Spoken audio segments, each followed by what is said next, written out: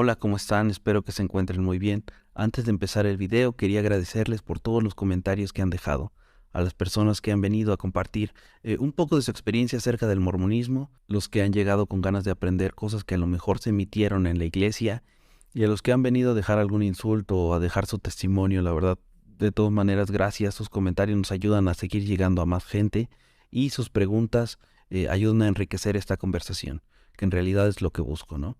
Que se abra la conversación para poder evaluar qué cosas son reales, cuáles no lo son, qué cosas se pueden probar y cuáles están solamente en los sentimientos. Y bueno, el día de hoy voy a hablar en respuesta a un canal financiado por la Iglesia de Jesucristo de los Santos de los Últimos Días, donde se habla acerca de las inclinaciones que hay cuando se trata de entender el mormonismo en Internet. En un par de ocasiones yo he hecho respuestas desmintiéndolos con fuentes o ampliando la información que ellos han compartido. Personalmente siento que ellos son el medio más sesgado y donde hay más desinformación. Vamos a ver el video por aquí. Se llama ¿En quién se puede confiar cuando se trata de entender a la Iglesia de Jesucristo? Voy a reproducir un fragmento del video donde se habla de reconocer las inclinaciones. Número 1. Reconoce las inclinaciones.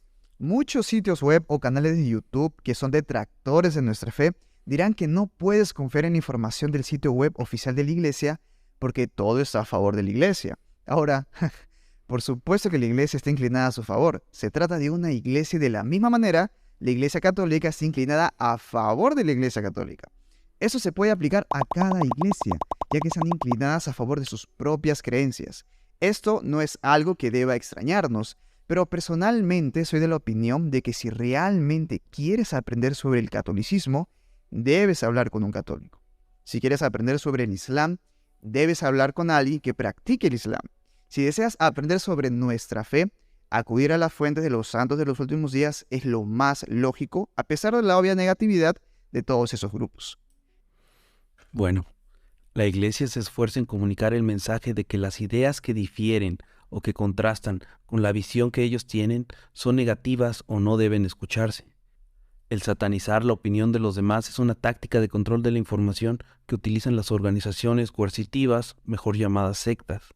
Voy a poner el fragmento de un discurso de la Conferencia General donde un apóstol mormón habla de quienes no comparten su opinión acerca del profeta José Smith. Nos entristecemos, especialmente cuando alguien que antes veneraba a José se retracta de su convicción y después habla mal del profeta. El elder Neil A. Maxwell dijo en una ocasión: al estudiar la iglesia a través de la mirada de sus desertores es como entrevistar a Judas para entender a Jesús. Los desertores siempre hablan más sobre ellos mismos que sobre aquello de lo que se han apartado. Jesús dijo: bendecid a los que os maldicen, y orad por los que os ultrajan y os persiguen. Tratemos con bondad a quienes critican a José Smith, con el conocimiento en nuestro corazón de que José fue un profeta de Dios, y recibamos consuelo en el hecho de que Moroni anunció todo esto hace mucho tiempo. Bueno, yo soy de esas personas que a lo mejor antes tenía una convicción de que José era un profeta de Dios, y a medida que fui aprendiendo acerca de la vida de José Smith, fui cambiando de opinión. Hay una serie de cosas que la iglesia deliberadamente ha tratado de ocultar sobre la vida de José Smith. Sus decenas de esposas, sus fraudes en la búsqueda de tesoros, sus fraudes bancarios, el ocultismo y su nula habilidad para traducir del egipcio. Entonces, todo esto que se le ha ocultado a las personas que entran a la iglesia resulta de mucha importancia. Entonces resulta que si hablas al respecto, eres un Judas, un traidor, prácticamente te está comparando con un cómplice de homicidio, o no sé de qué va esta comparación, porque en esta comparación que él hace de José Smith y Jesucristo, créanme que si uno estudia la vida de José Smith, créanme que moralmente se queda muy corto. ¿A dónde quiero llegar con este ejemplo? Que si nos enfocamos solamente en preguntarle a los adeptos, sería algo similar a preguntarle sobre sus creencias a alguien de la luz del mundo, cuyo líder está preso, o de Nexium, o a un seguidor de Warren Jeff, líder de la Iglesia Fundamentalista de Jesucristo de los Santos de los Últimos Días. Yo personalmente soy de la idea de que escuchemos las dos partes. De hecho, si la Iglesia no omitiera cosas tan importantes sobre el carácter de sus líderes, ni otra gente ni yo tendríamos necesidad de hacer estos videos. Pero lo que sucede aquí es que la iglesia mormona activamente promueve ideas para parar el pensamiento crítico. Una idea que fue muy sonada hace varios años fue la de duda tus dudas para dudar tu fe. La tengo por aquí. Esto fue sumamente compartido dentro de los círculos de la iglesia, ya sea como meme o imagen viral o inspiracional, como le quieran llamar. Y para mí es muy claro que se trata de una técnica para parar el pensamiento crítico, ¿no? Eh, yo lo llegué a ver mucho en Facebook. De hecho, másfe.org lo compartió. En primero duden de sus dudas antes de dudar su fe. En mi opinión personal, no puede haber pensamiento crítico si no se evalúan las inconsistencias o las contradicciones que tienen tus creencias. Es por eso que la iglesia y sus medios de comunicación no son adeptos de contrastar la información. Al momento que tengas dudas que pongan en jaque la veracidad de tu iglesia, te van a decir, ¿para qué quieres saber esto? ¿Esto de qué te va a servir? ¿Esto de qué te va a servir para tu exaltación? No necesitas estas respuestas. En el milenio se conocerán todas esas dudas y cosas por el estilo. Otra cosa, yo no conozco los muchos detractores de los que habla el video. Voy a regresarle un poquito. Web o canales de YouTube que son detractores de nuestra fe dirán que no puedes confiar en información del sitio web oficial de la iglesia porque todo está a favor de la iglesia. Ahora, bueno, obviamente yo no he visto todos los canales de los que habla esta persona, pero si ustedes saben cuáles son los muchos canales de los que habla, déjenmelos en los comentarios, porque yo invito a la gente que haga esto, ¿no? Que contraste una cosa con la otra, que se preocupe por ver los dos lados de la moneda. Y los canales que frecuento siento que también son partidarios de esa idea, de ver que la historia tiene dos lados o incluso un sinnúmero de matices y que no es solamente un lado de la historia el que es válido o el que es verdadero. Entonces ahí está la invitación. Si saben cuáles son esos canales, por favor déjenme un comentario, háganmelo saber, porque siento que la representación que él hace acerca de los detractores es muy fácil de tumbar, muy fácil de comprobar que está en una mentira. Háganlo por ustedes mismos, es la invitación. Bueno, vamos a seguir. lo que me parece irónico es cuando los detractores ignoran las fuentes oficiales de la iglesia, pero luego presentan una lista de fuentes antagónicas dirigidas por ex santos de los últimos días. Por cierto, una breve pausa.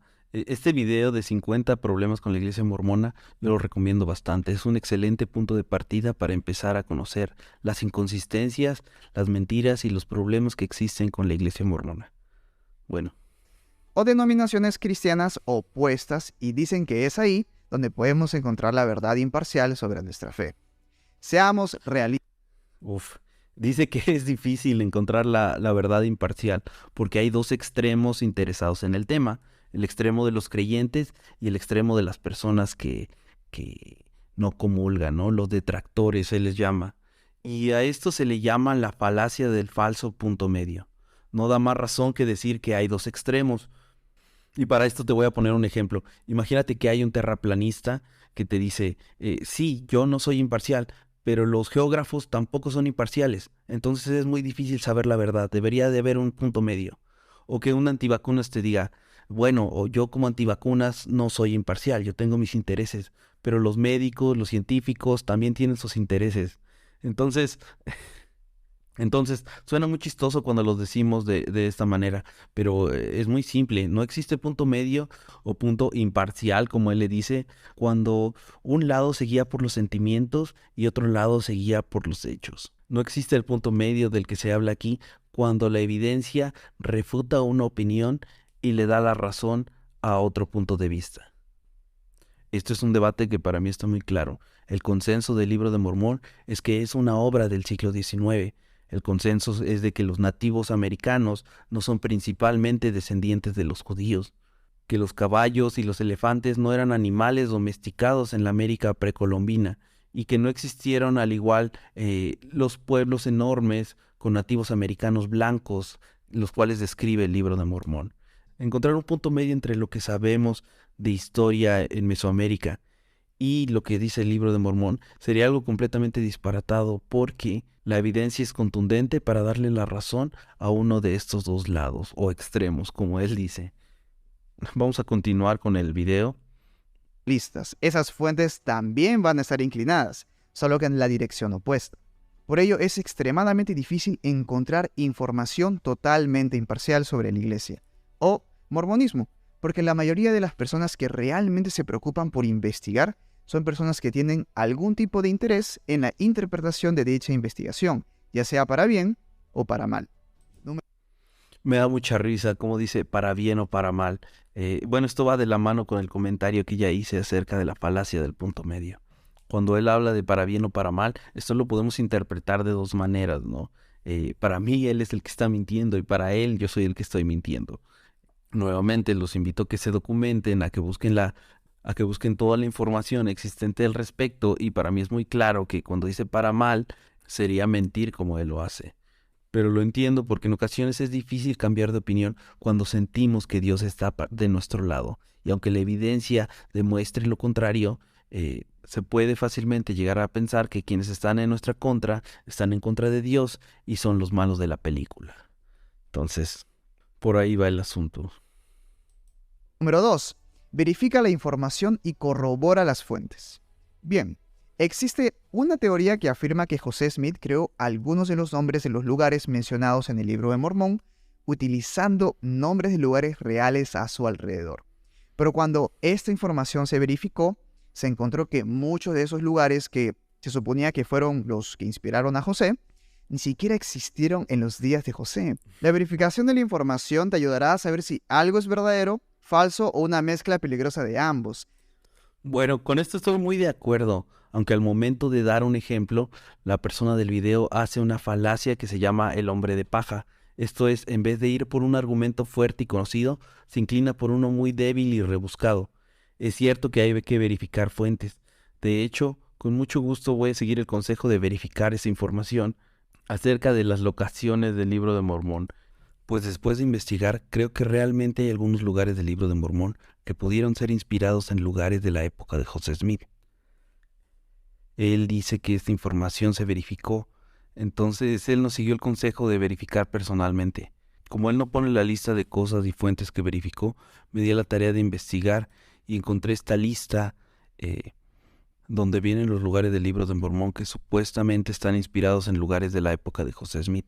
En rojo están los que ellos consideran que no pueden estar en un mapa, en azul los que son encontrados en la Biblia, aunque esto es desviarse del tema. La crítica no es si los lugares se pueden ser encontrados en la Biblia o no, la crítica es si los lugares existían en la época de José Smith, y los verdes son los que potencialmente se pueden relacionar. La cosa es que esta lista supuestamente verificada también tiene una respuesta que la desmiente. Vamos a verla por aquí y vamos a ver si en realidad son muchos los lugares que no concuerdan con la época de José Smith o no son tantos. El chico del video da a entender como si fueron muchos, como si fue algo que ya está justificado, explicado y la verdad no es así. Y bueno, esta es una segunda lista en respuesta a la primera donde se analizan uno por uno los lugares que aparentemente sirvieron de inspiración para José Smith. Está el caso de Alma, por ejemplo, que no aparece en los mapas de la época, pero un lugar en ocasiones es conocido por los locales de una manera antes de que se integre a un mapa. También está Antrium, que es muy similar a Antum. Este lugar fue organizado en 1741. Recuerden que todos los links que uso trato de incluirlos en la descripción del video para que los puedan checar con mayor detenimiento. En realidad yo no conocía muchos lugares de esta lista hasta que me dediqué a analizarlos uno por uno. Por ejemplo, Antioch podría ser una similitud de Ani-Anti que se encuentra en el libro de Alma. En realidad algunos se parecen más que otros.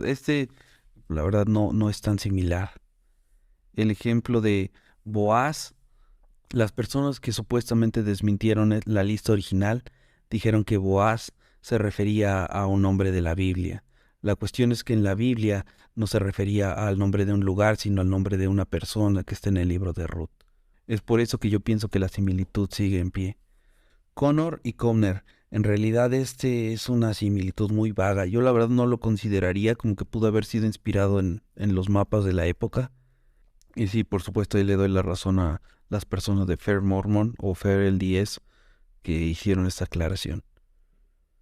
Aquí hay otro ejemplo de una similitud muy débil, y luego está el ejemplo de Elam, que en realidad es de los que más se parecen, de las coincidencias, si le quieren llamar así, más exactas, entre un pueblo de Pensilvania que fue fundado en 1739 y el Libro de Mormón. Jacobsburg con Jacobuta no aparece en un mapa de Ohio, pero si le sigues buscando te das cuenta que sí existía, tenía 120 habitantes para 1833, entonces lo más seguro es que para el año 1830 ya existiera con algunos habitantes. La ciudad de Jerusalén, pero Mormon la descarta porque no está en un mapa de 1822 de Ohio, pues fue fundada en 1825. Entonces, para cuando fue escrito el Libro de Mormón, sí existía Jerusalén en los mapas cercanos a donde vivía José Smith. Jordán, aparentemente ellos lo descartan porque se encuentra en la Biblia, pero ese no es el punto. Los hechos muestran que existía como lugar geográfico cerca de la locación de José Smith y en la época de José Smith. Entonces, pues yo no descartaría que fueron la inspiración para Jordán en el Libro de Mormón. Otro de los parecidos más curiosos, en mi opinión, es Kishkimenitas con Kishkumen. Existe un debate porque no era como tal un lugar, sino el nombre de un río de 27 millas. Entonces, pues sí era un nombre que pudo haber escuchado o conocido José Smith para inspirarse. Después sigue el ejemplo de Lehi con Lehi, que, bueno, yo no sé mucho de inglés, entonces la pronunciación a lo mejor no la tengo ahí bien, pero es un lugar que existía en Pensilvania. Poco a poco nos vamos dando cuenta que si examinamos las declaraciones de más fe, que no están muy bien fundamentadas, lo que al principio él daba a entender que eran muchos lugares que estaban desmentidos, en realidad no era así. Son lugares que existían. De hecho, no dio el ejemplo de ningún lugar porque los parecidos son increíbles. Se parecen demasiado los lugares alrededor de José Smith a los lugares de Mesoamérica en el Libro de Mormón. Y curiosamente la arqueología no demuestra ninguno de estos lugares. Entonces, tomando en cuenta todo esto, para mí es muy probable que José haya utilizado mapas de la época, lugares que a lo mejor había escuchado, referencias que tenía cercanas a él, para incluirlas como lugares en el Libro de Mormón. Obviamente llegándole a cambiar una que otra letra en algunos casos. Sí existe algún parecido entre estos dos, y siento que Fair Mormon se adelantó en decir que no existía en los años de la publicación del Libro de Mormón, cuando el sitio web de Mantua dice que al principio de los años 1800 existía con 13 salones, un punto de estación para granjeros y otras cosas. El hecho de que no sea popular en los mapas no significa que ese lugar no existía como tal. Un pueblo o su nombre pueden existir algunas décadas antes de que sea oficial en un mapa. Mantua es un ejemplo de esto. Monroe con Moroni son una similitud muy grande. Y hay otra teoría que dice que tanto Moroni como Cumorah son nombres que pudieran ser derivados de las historias de Capitan Kidd, que para la época de José Smith eran bastante conocidas. Más adelante a lo mejor hago un video de esto porque está muy curioso. Y bueno, así sigue la lista. Ya no me quiero extender tanto, pero hay algunos casos como Minón, que es desmentida, Moriantón, que es un lugar de 1782, y así. Les voy a dejar la lista para que ustedes la consideren y se den cuenta que lo que en un principio esta persona nos presentaba como muchos lugares que fueron desmentidos, en realidad o no investigaron a fondo o decidieron ser deshonestos con cómo hablaban acerca de estos lugares. Ahí está la lista, por favor, si tienen tiempo, chéquenla, que es una teoría bastante razonable que José Smith hubiera utilizado lugares de la época para inspirarse en la creación de lugares en el Libro de Mormón, que según las enseñanzas del mormonismo fue escrito en la América antigua. Y cabe mencionar que esto no ha sido corroborado, sino desmentido por la arqueología, la historia, la botánica y todas las disciplinas que pueden imaginar. Salvo algunas coincidencias muy específicas que crean otros problemas cuando se tratan de ajustar a la visión que hoy tenemos de la América antigua. Y bueno, vamos a continuar con el video. El tiempo para corroborar las fuentes. A menudo, las personas ya han interpretado la información que buscas en Internet y solo te presentan sus propias conclusiones. Eso no es necesariamente algo malo, yo lo hago todo el tiempo. Sin embargo, en ocasiones te será útil ir a los datos que no han sido sesgados para que puedas interpretarlos por ti mismo. A menudo, tanto los que defienden como los que se oponen a la iglesia observan exactamente los mismos datos, pero llegan a conclusiones totalmente diferentes. Por lo tanto, es bueno que aprendas a sacar tus propias conclusiones sobre las cosas. Número 3. Mira el contexto. Esto va de la mano con... Estoy de acuerdo con eso. Saquen sus propias conclusiones, pero no saquen sus propias conclusiones basándose en los testimonios de alguien más o en alguien que dice que ya corroboró las fuentes, pero en realidad no ha corroborado nada, o en alguien que dice que solamente escuches a tu corazón. Realmente, fórmense un criterio viendo las dos caras de la moneda, escuchando la historia completa. Esto incluye las partes que el mormonismo se ha esforzado porque sus miembros no aprendan. Bueno, vamos a continuar. Con la corroboración de tus fuentes. Por ejemplo, hace poco estaba leyendo una página de Wikipedia y encontré una nota que hacía un comentario sobre una revelación que estaba dirigida a Martin Harris. La nota dice: la revelación también mandó a Martin: líbrate de la servidumbre, deja tu casa y tu hogar, salvo cuando desees ver a los de tu familia. Fue durante ese tiempo que Harris y su esposa se separaron. Ahora, la intención aquí obviamente es hacer que parezca que José Smith le dijo a Martin Harris que abandonara a su familia, pero cuando lees los versículos que rodean esta cita, obtienes un significado completamente diferente. Paga la deuda que has... Bueno, esta crítica en realidad la hace asumiendo el significado que siente que el autor le dio a entender, pero de nuevo es un hombre de paja, es una edición en una nota en una página de Wikipedia. De hecho, ni siquiera se podría considerar una fuente antimormón o que esté en contra de la Iglesia de Jesucristo, solamente es otra interpretación diferente. Y creo que en este caso tiene razón más fe. Si gustan pueden ver este ejemplo. A lo que voy es que yo he visto cosas muy similares y las he encontrado, por ejemplo, en el libro de Santos.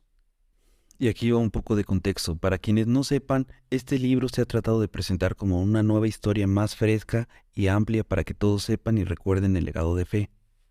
Con la llegada del Internet, la Iglesia se dio cuenta que la historia era uno de sus puntos débiles. Entonces, en vez de contar la historia, decidieron reescribirla en este libro de Santos. Vamos a ver ahora sí como él dice: ¿qué tanto se puede confiar en el libro de Santos cuando se trata de entender a la Iglesia de Jesucristo de los Santos de los Últimos Días? Este libro lo pueden encontrar en internet de manera gratuita y yo les voy a dejar los links en la descripción del video. Si ustedes han visto mis videos, entonces a lo mejor ya han escuchado un poco acerca de la historia de Fanny Alger. Y les voy a leer y comentar un poco acerca de cómo la Iglesia pinta a José Smith y al matrimonio plural. Este libro dice que José luchó por superar su rechazo natural a la idea, que él no estaba de acuerdo con la idea del matrimonio plural. Más adelante vamos a ver que, al parecer, a él sí le gustaba la idea, pero no me quiero adelantar. También nos dice que mientras José vivía en Kirkland, una joven llamada Fanny Alger trabajaba con él, y que su familia era creyente e incluso su tío había marchado en el campamento de Israel. Nos dice que José le propuso un matrimonio a Fanny con la ayuda de Levi y el consentimiento de sus padres, pero casualmente omite lo que a Levi se le prometió a cambio de su ayuda para involucrar a toda la familia. De hecho, Fanny fue la última que se enteró que se iba a casar con el profeta José Smith. Más adelante dice que Oliver criticaba profundamente la relación de José con Fanny. Esto también lo vamos a revisar. Pero quiero ver esta referencia al matrimonio de José Smith con una niña de 16 años. Nos manda a esta autobiografía.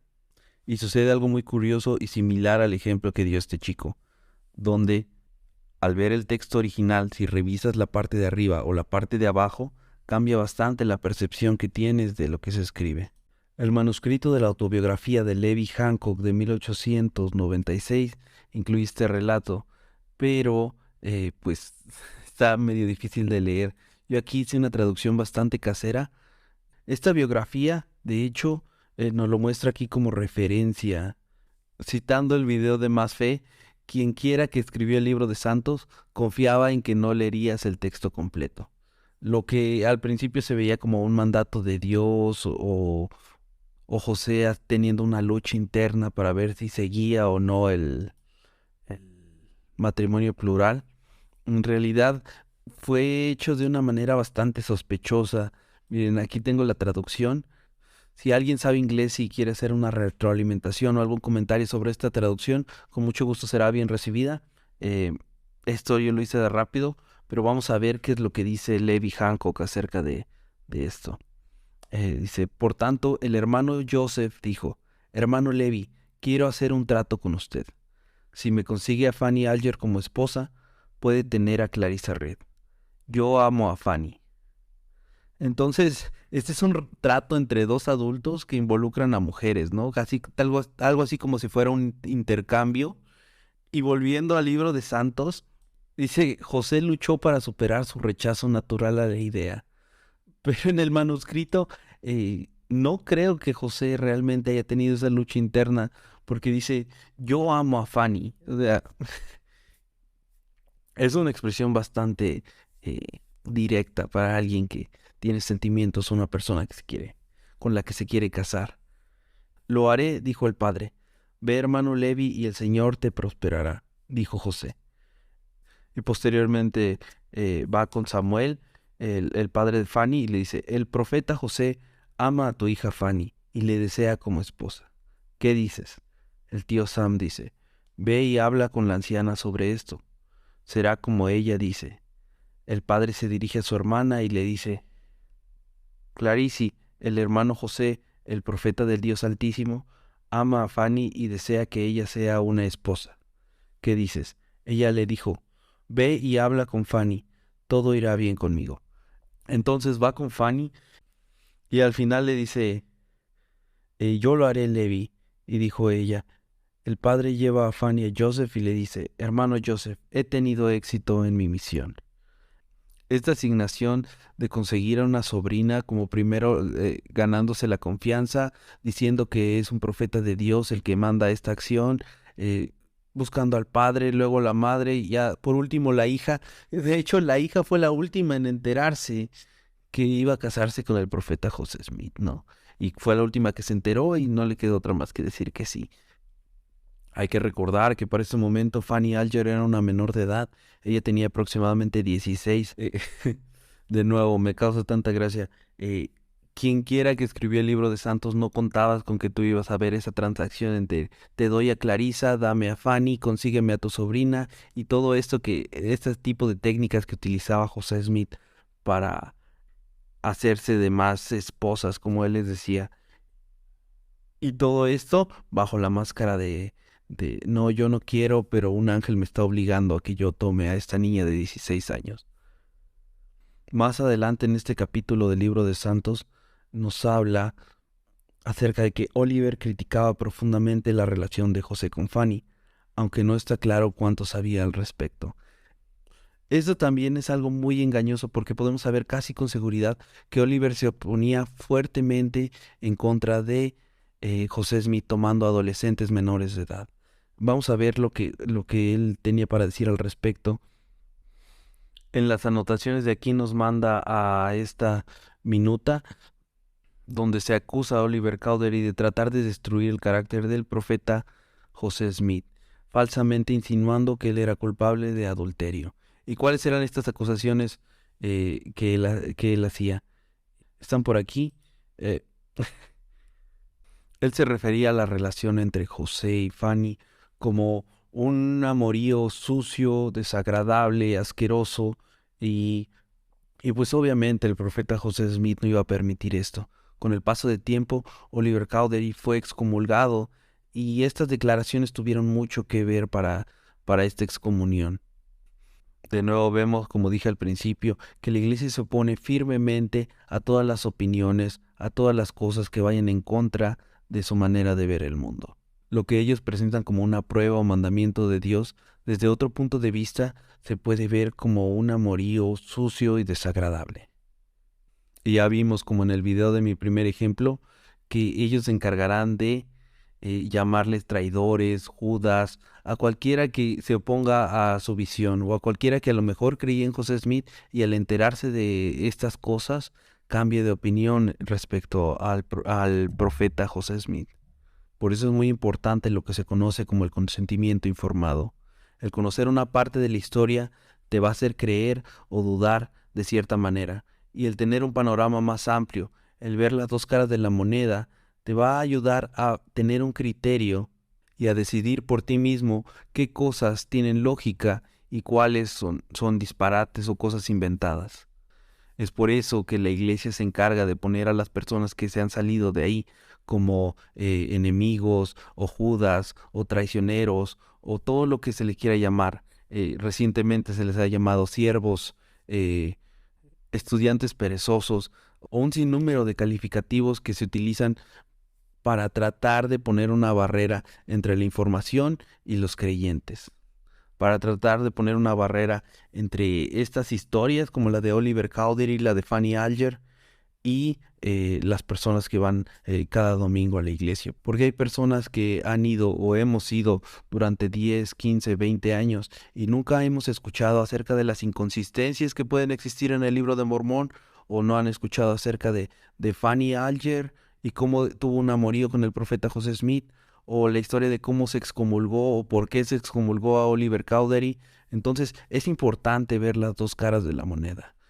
Creo que esto ya lo dije como 30 veces y lo voy a decir muchas veces más porque esta es de las cosas que más daña a la iglesia. El conocer su propia historia hace que las personas se pongan a pensar y se den cuenta que hay cosas que no cuadran, que hay inconsistencias que son muy grandes como para ignorar. La iglesia sabe de esto y por eso invierte en medios de comunicación como Más Fe, que se encargan de difundir ideas a medias o ideas muy por encimita para que la gente ya no dude, no se ponga a pensar, no cuestione, que pare sus dudas y que siga su fe, como decía la frase de acá. Pero bueno, vamos a seguir con el video porque nos estamos extendiendo más de lo que yo pensaba. Esto puede ser tan fácil como copiar y pegar la cita en Google para ver si aparece el texto que la rodea. Y finalmente, número 4. Bueno, vamos a continuar con esta parte del video que dice cuidado con las bombas de duda. Yo la verdad no encontré mucha información en internet sobre qué son las bombas de dudas. Creo que es un término nuevo, pero ¿qué son las bombas de duda y por qué hay que tener cuidado con ellas? Una bomba de duda es cuando alguien descarga una gran cantidad de información negativa sobre ti. Ellos le llaman información negativa porque no le pueden decir información falsa. Las cosas que yo he compartido, las que yo hablo en el video, ellos se enfocan en que es negativo, es negativo, es negativo, porque no lo pueden desmentir. No pueden desmentir una parte de la historia. Por más que se han esforzado en que no salga a la luz, llega un momento en el que no lo pueden negar y no pueden decir que es falso. Por eso utilizan mucho esta frase, negativo. A esperanza de que algo de lo que dijeron resuene en ti, o que su gran cantidad de argumentos sean suficientes para derribar tu casa de fe, dando espacio para que construyan algo nuevo, más acorde con sus perspectivas de las cosas. Bueno, habla acerca de argumentos. En realidad los argumentos pueden llegar a ser más influyentes que los sentimientos cuando se trata de llegar a conocer la verdad de las cosas. Este tipo de personas te abruman con un montón de información sabiendo que es poco probable que te tomes el tiempo para investigar metódicamente cada declaración que hicieron. Investigar todas estas afirmaciones lleva mucho más tiempo que simplemente decirlas. Si tuvieras que investigar lo que dijeron, descubrirás que sus argumentos a menudo no son algo nuevo y no son. Eso también se utiliza mucho, decir, no es algo nuevo. Pues no es algo nuevo, pero es algo real. Varias de las cosas de las que yo hablo se vienen hablando desde 1838. Entonces no es algo nuevo, pero no es algo que ustedes puedan desmentir, o no es algo de donde ustedes hayan salido bien librados, o no es algo que deje bien parada a la iglesia, o que deje bien parada a su profeta que toma adolescentes de 16 años como esposas. Entonces sí, pueden decir, no es nuevo, es negativo, eso no te va a servir para tu salvación, pero no pueden decir que es falso lo que llegamos a comentar. Tan relevantes como parecían. Ahora, para ser claros, la mayoría de las personas que no están de acuerdo con nuestra fe no son hostiles ni intentan engañar a las personas. Hay muchas personas con preguntas realmente buenas, sinceras e importantes. También hay muchas personas que inocentemente han sido víctimas de la desinformación y luego la perpetúan. Pero hostiles o no, Me da gusto que habla acerca de muchas personas que no son hostiles, pero que han sido engañados o que han sido, ¿cómo dices? Lo voy a volver a repetir. Víctimas de la desinformación. Víctimas de la desinformación. Entonces, aquí la única persona que está perpetuando desinformación es el canal de masfe.org. Yo estoy dispuesto a analizar, a desmenuzar un artículo, a ir incluso a ver los documentos originales para cerciorarme de que lo que estoy hablando es real. Ellos, por otra parte, generalizan mucho y solo ven las cosas por encimita. Ya lo vimos con el ejemplo de los mapas. Lo que ellos decían que eran muchas ciudades falsas que no aparecían en el mapa, en realidad eran ciudades que ya existían o que tenían otro tipo de relación que no era un mapa. Pero hostiles o no, debemos ser bondadosos, pacientes y comprender que las buenas personas pueden estar en desacuerdo sobre la religión y seguir siendo buenas personas. En tu viaje hacia una mejor comprensión del mormonismo, recuerda también reconocer las inclinaciones, verificar las fuentes, mirar el contexto y estar atento a las tácticas de manipulación como las técnicas de las bombas de dudas. Me gusta mucho eso, donde hablan de las tácticas de manipulación. Eso lo vamos a hablar un poquito más adelante. Pero cuando habla de las bombas de duda, pongámonos a pensar, ¿por qué existen las bombas de duda? ¿Por qué alguien te puede decir 5, 10, 20 cosas que tú no conocías de tu iglesia? Porque tu iglesia oculta cosas. Yo he llegado a la conclusión de que si existen las bombas de duda, es porque existen las bombas de desinformación. ¿Por qué creen que estos videos solamente hablan de los temas por encima? Porque si entran de lleno a las fuentes y a los textos, solamente van a poner su deshonestidad en evidencia. Como esta persona dice, hay personas con preguntas buenas y la verdad es que para casi todas las preguntas ya existen respuestas. Unas preguntas que se me vienen a la mente es, ¿el libro de Mormón es un libro histórico? ¿El libro de Abraham es una traducción o es un mito? ¿Qué hacía José casándose con niñas a espalda de su esposa? ¿Por qué un profeta de Dios era un buscador de tesoros? ¿Por qué un profeta de Dios haría un banco fraudulento? ¿Qué les parecen esas preguntas nada más para empezar a conocer un poco acerca de la vida de José? Y luego habla acerca de las víctimas inocentes de la información. Yo creo que las víctimas más grandes de la desinformación podrían ser los misioneros, por ejemplo, que dicen que el libro de Mormón es el libro más correcto sobre la faz de la tierra. Los que creen y comparten pruebas arqueológicas del libro de Mormón, los que dicen que la iglesia es perfecta pero los miembros no, ellos son los verdaderos inocentes y víctimas de la desinformación. Y luego habla de la manipulación, como si nosotros tratáramos de manipular. Pero vamos a ver lo que es la manipulación, y lo voy a leer por aquí. La manipulación se produce cuando un individuo o grupo de individuos ejerce una toma de control de comportamiento de una persona o de un grupo, utilizando para ello técnicas de persuasión o de sugestión mental, en busca de eliminar las capacidades críticas o autocríticas de la persona, esto es, su capacidad de juzgar o rehusar información o órdenes mentales. Entonces, los que tratan de manipular son ustedes, los que tratan de reducir las capacidades críticas son ustedes, los que tratan de reducir la autocrítica son ustedes. Por un lado vamos a analizar todo lo que la iglesia controla acerca de ti. Controla cómo te relacionas, cómo te casas, qué ropa interior usas, qué haces los domingos, qué haces con tu salario.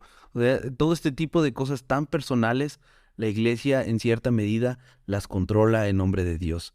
Y por otro lado, lo que hacen los críticos de la iglesia no es controlar tu vida, solamente ponemos información ahí esperando que la gente se dé cuenta de lo que nosotros nos dimos cuenta alguna vez. Entonces, si la persona de este video quiere hablar acerca de manipulación, posiblemente se va a morder la lengua.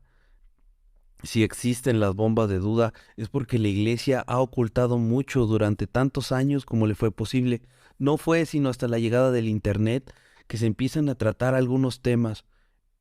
Obviamente no les conviene tratarlo a profundidad. Quiero que me digan cuántos de ustedes han visto este tipo de temas como los que hablo yo en una clase de escuela dominical o de principios del Evangelio o en las charlas de los misioneros. ¿No sería mejor hablar claro desde el principio y ser abierto sobre la historia de la iglesia? Nada más para terminar, quiero decir que mi opinión no está comprometida a ningún pago o remuneración, ya sea una remuneración económica o una remuneración espiritual, si es que existe. De hecho, es curioso que estas dos cosas que afectan tu juicio y afectan tus emociones están tan relacionadas como este tema. Si ustedes van a Más Fe y el contenido que publican, se darán cuenta que su opinión está comprometida con su salario. Yo llegué a comentar, me encantó este video tendencioso y minuciosamente cargado. Pronto haré una respuesta. Me dijeron muchas gracias y después ocultaron mi comentario. Creo que es posible compartir mensajes religiosos sin llegar a mentir, pero lo que ustedes hacen está minuciosamente diseñado para llegar a conclusiones erróneas, o para engañar, o para no entrar de lleno a un tema. Sé que ya pasó algún tiempo desde que publicaron este video, pero no podía estar sin contestar este tipo de mentiras, o mejor dicho, verdades a media, porque cada uno de los puntos que comparte es verdad. Pero si los aplicamos a la información de la Iglesia de Jesucristo, no soportaría el ser examinada, no soportaría el ser comprobada, no soportaría checar el contexto. Entonces, pues ahí está.